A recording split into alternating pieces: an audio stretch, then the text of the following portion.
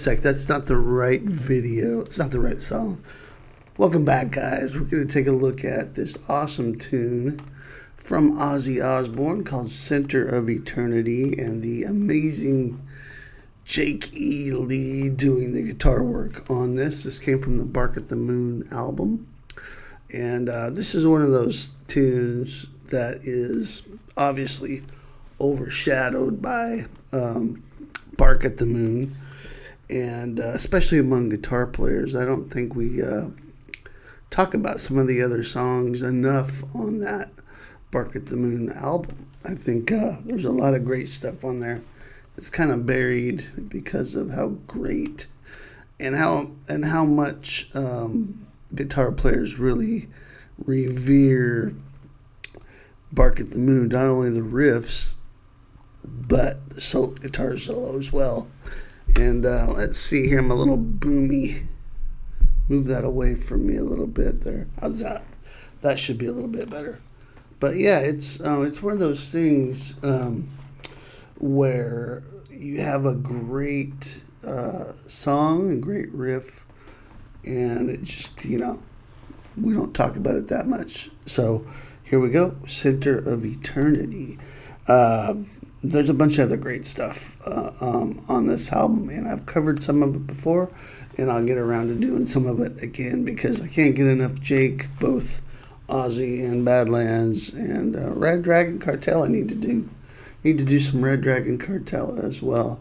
But for now, we're going to take a look at this. Before we do, if you'd like to help me make more videos like this, you can support me over at Patreon for as little as $5 a month, and you'll get Guitar Pro and tab and backing tracks and all kinds of cool stuff, new stuff I'm uploading every week, and exclusive stuff that you can find only on Patreon as well, like technique lessons and behind the scenes stuff. I'll be adding a lot more of that kind of a thing as well. So link down below is for Patreon.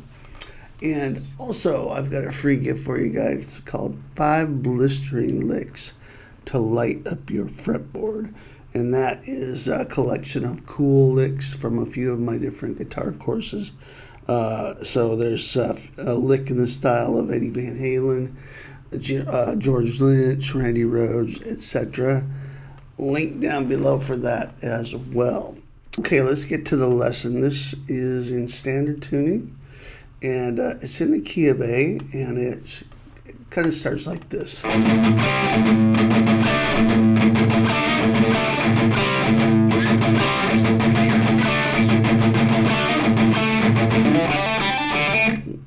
Okay, and that's the first fill. There's actually 2 different fills used in the main part of the riffage here, and we're actually going to take a look at this main opening riff, and then the pre-chorus and the chorus too. So it starts on an upbeat. That's why I like to start with my pick on an upbeat. By the way, if you're looking for the tab for this is over at Patreon. The Guitar Profile is available too, and that helps if you're trying to like slow things down and really sort of dial in what's going on. So that could be helpful if you're having trouble keeping up with me here. So we're on the open A strings here, and we're just doing this 3 times. But I do start that with an upstroke only on this part here because it's on an upbeat. And then we're going to play 5 across the D and the G. And then, so you notice that rhythm that's on the open A string, and I'm muting that, so.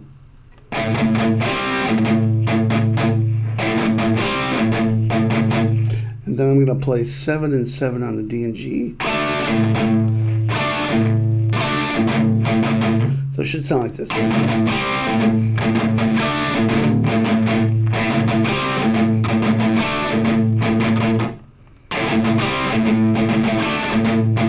I'd probably try to get that down first before you move on. And then what you're going to do after that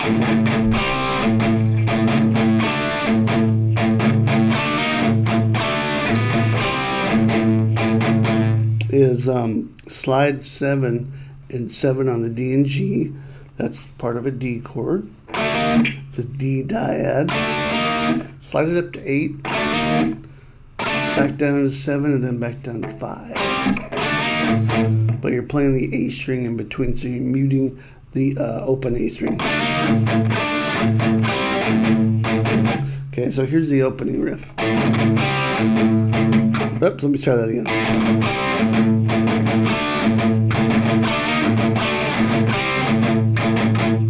Okay, now when it starts over, you're going to do this. Instead of that rhythm on the open A string, it's going to be a steady 16th. Like that, so.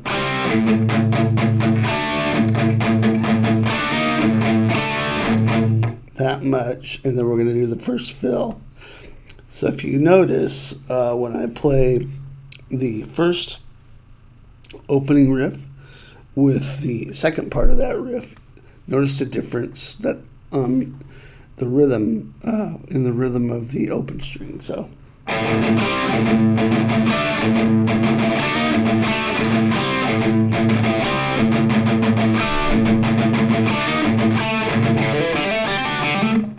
okay, so hopefully you got that. And then once you hit 7 and 7 on the D and G, and then the 2 open A's, you go right into the first fill.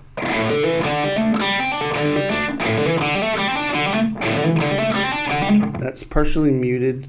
There's also a little bit of a pinch harmonic,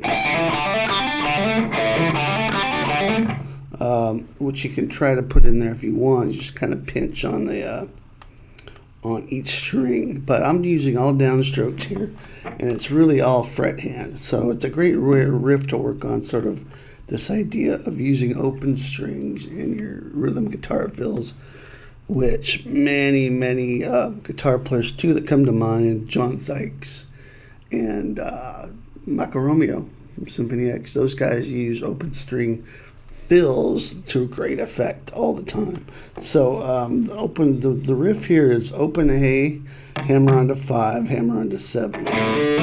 These are played as triplets, so 1 2 3 1 2 3 1 2 3 1 2 3. Then you're going to go to the D string and do the same, open 5 7.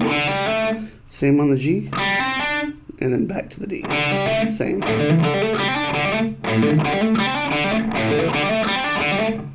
Cool, right? Sounds like a lot more is going on there than really is. But now let's put all that together.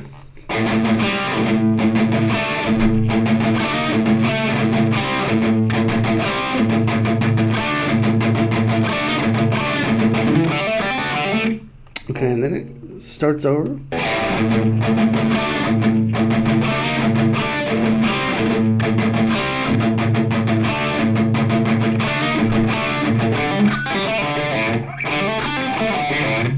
And it's the same exact thing when it kicks into the verse, but we're playing a different fill at the end. And also, this has a little bit of variation in when Jake does the steady 16th notes.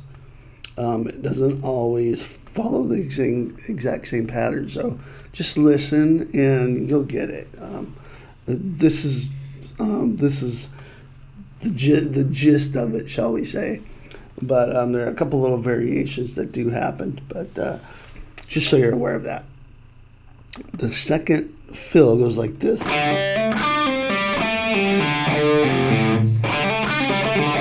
This one's a little trickier. You start this one on the open D string and play it 0-5-7. Again, it's just one pick and then a hammer on and another hammer on. And then roll your finger, your ring finger, to the G string, and now we're going to do pull-offs. And this would be 7-5 to the open on the G string, same on the D, and then move down to 5-3 on the A string and pull that to the open A.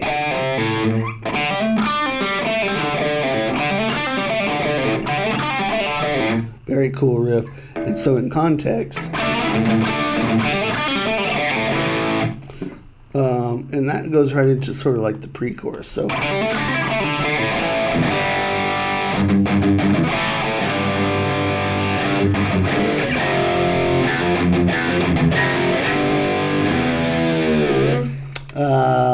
So let's take it from there. So right into the, after this fill, it goes right to an A power chord, and then to a G, which I play here. You can definitely hear the open G strings ring out. But it's not this. You want to play the 3rd fret on the low E string, then mute the A string with the underside of your middle finger. And I'm not playing the like the usual G there, so I'm just muting that out instead of having the 2nd fret on the A string there. It's just muted, and then open D string, open G string, 3rd fret on the B. So, and then when you go back to the A, you kind of add a couple more A's in there. So, it'll be like, and now we're going to go G to F. And this is pretty cool here. You're going to go between the F note on the low E at the 1st fret and hammer on open to the 1st fret. So it'd be like this.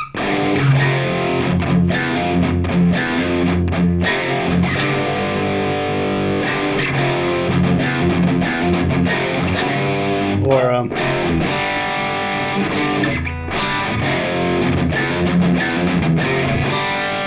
if you want to keep all those G's the same, instead of using like a power chord, you can do that. So taking it from the pre-chorus here.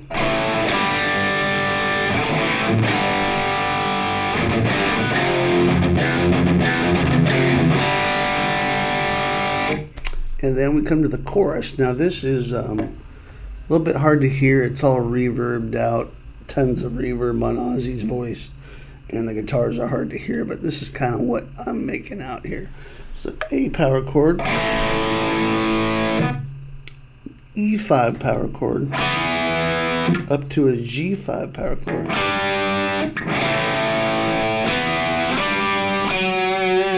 4th fret on the D, and then play that again, and then play 4, 7 on the A, 5 on the D. Back to the riff.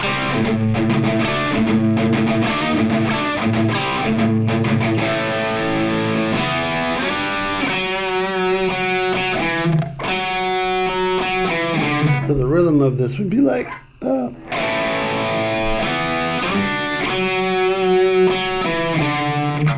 so you're going to play that 4th fret twice.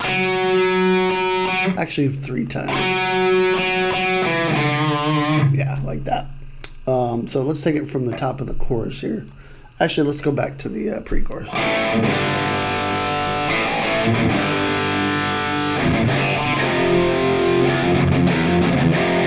Oh, I forgot about the whammy bar dive. So how could we forget that? How could I forget? Very important part of this whole vibe, right? So funny because Jake didn't really have a whammy bar on his. You never see him playing a guitar with a whammy bar, but he must have used one on this, unless he detuned his guitar or something like that. But it sounds like a whammy bar dive. You're gonna go. So when you go after you do this, so in this case I would actually play the G5 power chord. It's going to be easier to get that low E string. So and then all you're going to do is dip the bar, pull off the G note, pull that off just with your first finger to the open E, and then dive it down.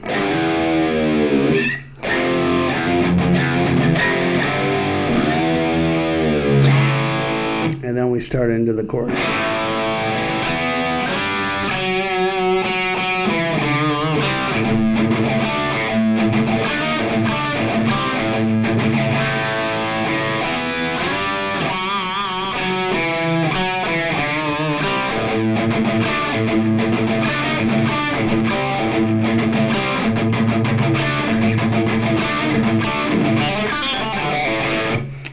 and then it ends with that second fill that we talked about before.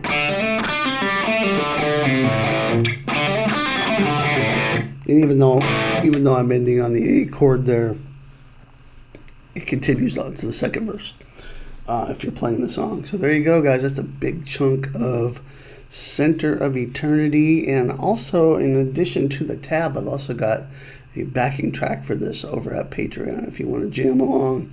It's just bass and drums. You can jam along to the bass and drums, you know, for most of the main riffs and have a good time doing that. So that's it, guys. Hope you enjoyed this. I'll see you next time. Rock on.